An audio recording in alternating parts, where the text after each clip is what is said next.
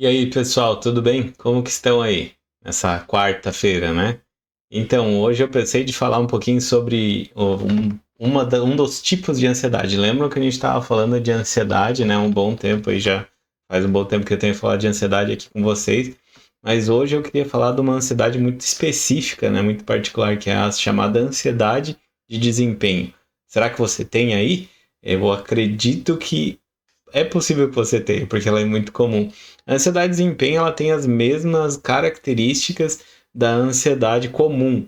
A diferença dela é que ela está voltada para a atividade. Então, ela se manifesta quando tu precisa fazer alguma coisa, por assim dizer. Então, por exemplo, quando você vai falar em público ou quando você vai para uma competição, é muito recorrente acontecer isso em pessoas que atuam na parte de esporte, né? Que ela vai para uma competição, então a ansiedade de desempenho bate lá e derruba. Ela é chamada assim porque ela derruba o desempenho, né?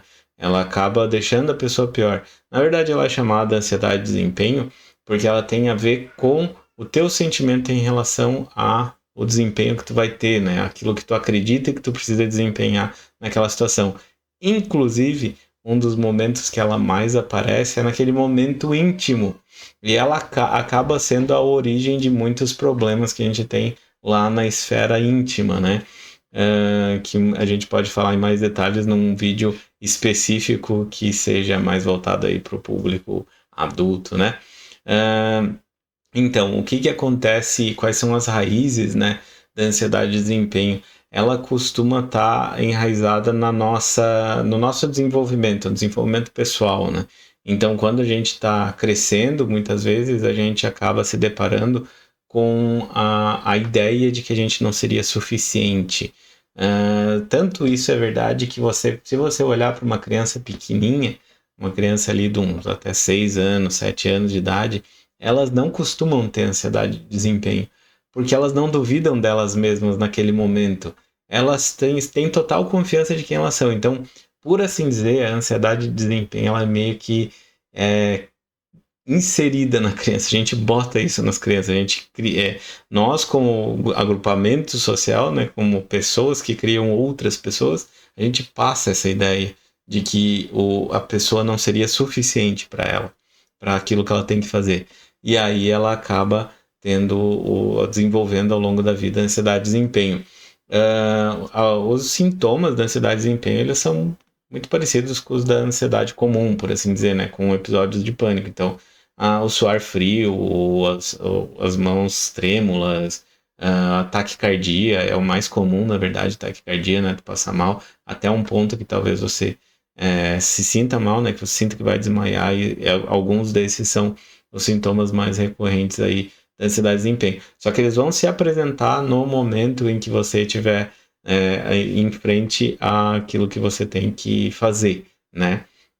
E nas raízes, então, como eu estava falando agora há pouco, a gente tem então o medo de ser julgado, a necessidade de fazer o que a gente tem que fazer da melhor maneira possível, perfeitamente, né? O perfeccionismo e as experiências passadas também, traumas, a gente poderia chamar de trauma, né?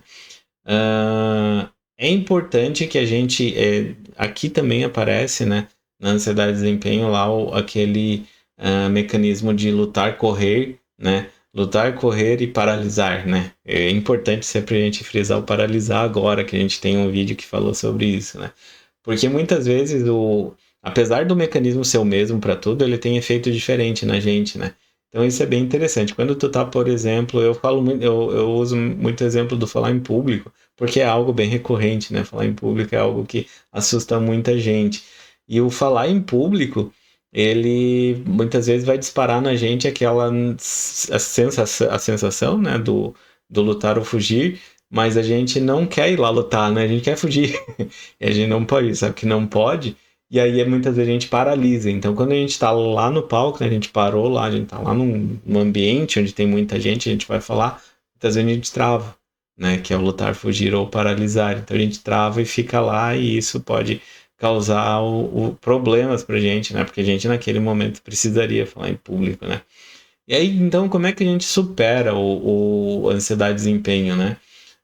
É claro que muitas das estratégias que a gente já falou para ansiedade de modo geral vão ajudar na ansiedade de desempenho. Por exemplo, a gente aprender a respirar, né?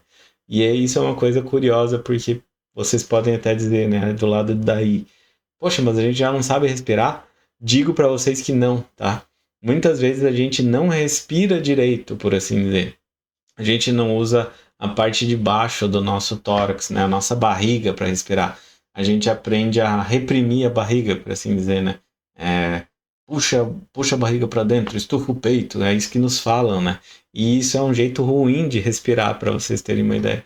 E quando a gente respira desse jeito errado, a gente também sinaliza para o nosso sistema neurológico que a gente está no ambiente em que o lutar ou fugir é necessário.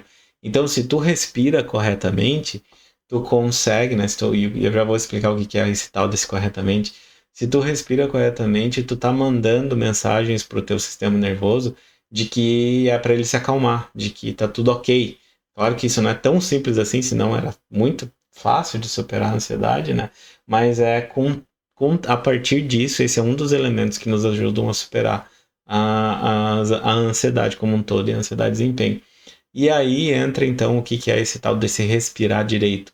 Respirar direito é tu puxar todo o ar, né? Fazer encher tanto o peito quanto a barriga, encher tudo. Então tu vai sentir a tua barriga expandindo e tu vai puxar tudo isso e depois tu vai soltar.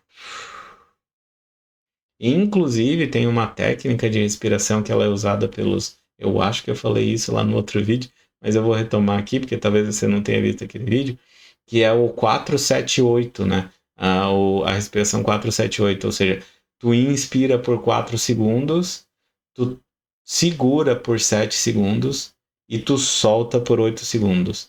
Essa técnica ela é usada para vocês terem uma ideia nos combatentes, né? Quando eles estão em ambiente de guerra. Isso ajuda eles a se acalmar naquele momento, né?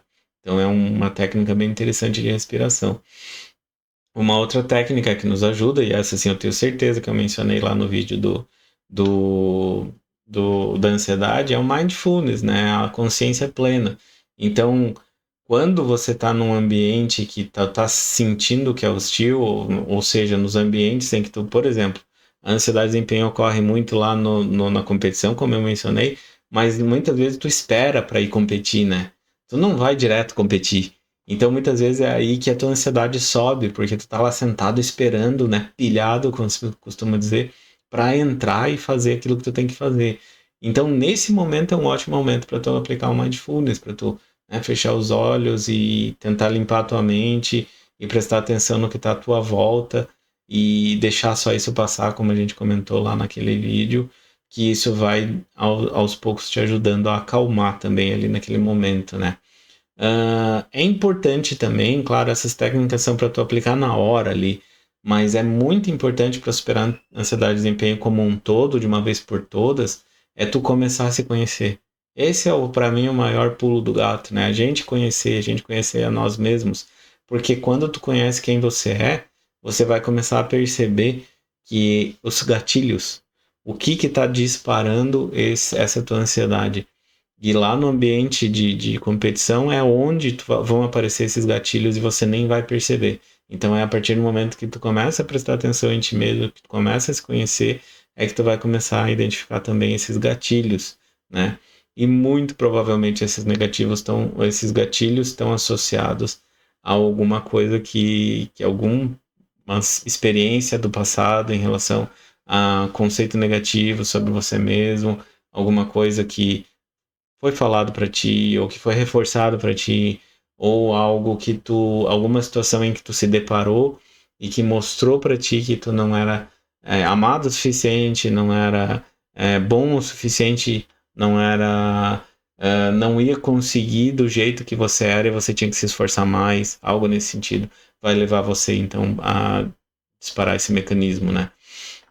E claro, se isso se torna algo que está te prejudicando demais na tua vida, não é vergonha nenhuma buscar ajuda profissional, buscar alguém que possa te ajudar, um psicoterapeuta, alguém da área que vai conseguir te auxiliar a buscar então uma melhora aí né? Vai te ajudar a identificar esses gatilhos, processar esses gatilhos e daí conseguir superá-los, né? Uma coisa que é bem interessante, né? Em relação à ansiedade e toda essa questão de gatilhos, é que muitas vezes a gente tem uma ideia equivocada de que a gente pode ser perfeito, né? De que a gente vai... Esse é o que está por trás do perfeccionismo. Então, eu posso ser perfeito, eu posso conseguir fazer impecavelmente aquilo que eu quero fazer ou aquilo que me proponho a fazer. E muitas vezes esse pensamento aparece nas primeiras vezes, mesmo que eu estou indo a primeira vez fazer alguma coisa, eu já tenho esse pensamento, não, mas eu tenho que ir lá e tenho que tirar de letra porque eu sou bom, porque eu sei, porque eu treinei, porque, né? E isso, é claro que isso é uma visão ilusória da realidade. É muito raro alguém que vá na primeira vez e desempenha perfeitamente o que ele tem que fazer. E aí entra um pouquinho o que eu falei em alguns vídeos passados, que é aquele vídeo que eu vi e que eu estou guardando para mim essa história, porque ela me serviu muito, né? Ninguém começa fazendo, seja lá o que for fazer, perfeitamente logo de início. A gente vai começar errando, a gente sempre começa errando. Se tu parar para pensar, quando tu começou lá na escola, tu começou fazendo as letras feias e tu teve que fazer caligrafia para tua letra ficar bonita. Quando tu começou a fazer matemática, tu que quer dizer esse negócio de leva 1 e 2 vezes fora e não sei o que, tu se perdia lá no meio, a gente se perde no meio de toda aquela questão, né? Quando a gente vai andar de bicicleta, a gente cai pra caramba antes de começar a conseguir andar de bicicleta, né? Então, isso é importante a gente ter em mente. Cara, é se permitir errar, é se permitir não ser o melhor, né? E aceitar que algumas limitações são tuas, são parte de ti, te compõem e nem por isso tu é pior, né? E isso entra um segundo ponto importante, né? A gente costuma focar muito no resultado, ou seja, a gente pensa assim, se eu ganhar essa competição, então daí eu vou me aceitar, então daí eu vou ser bom, então daí todo mundo vai me amar, algo nesse sentido. E aí a gente esquece do processo, né? Eu não estou nem preocupado e nem fruindo no meu processo, né? Será que eu estou feliz fazendo essa competição? Será que era o que eu realmente queria fazer? Quando eu tô nessa competição, eu fico feliz. E aí eu me lembro daquele filme, né, do Divertidamente 2, que a menina sempre gostou, tem um cadinho de spoiler aí, tá, pessoal? Ela sempre gostou de jogar hóquei. E chegou um ponto que ela tava se cobrando tanto que ela não tava mais aproveitando o hóquei, que é uma coisa que ela sempre gostou. E aí chegou um ponto, então, que ela, né, volta para si ali, volta pro centro dela, por assim dizer. E aí ela, mas eu vou só curtir esse jogo, vou jogar para curtir porque eu gosto, né? E é dali as coisas começam a melhorar. Então, realmente, eu penso que a gente deve focar muito mais no processo do que a gente focar no resultado, né? E aí os resultados, eles vêm meio que naturalmente, né, à medida que a gente vai indo. Então, para resumir, é dar a cara a tapa, né? É buscar métodos para nos ajudar. E eu queria passar até para vocês assim, esse pessoal aí, né? Essa questão pessoal minha. Fazer esses vídeos para mim eram bastante complicados. Ainda são, claro, né? Tem momentos que eu me perco, tem momentos que eu fico me cobrando e eu acho, isso aqui não tá legal, isso aqui as pessoas não vão gostar, etc. Mas é uma coisa que eu gosto de fazer, é uma coisa que eu sempre quis fazer. Então, hoje eu tento focar, eu quero fazer esses vídeos.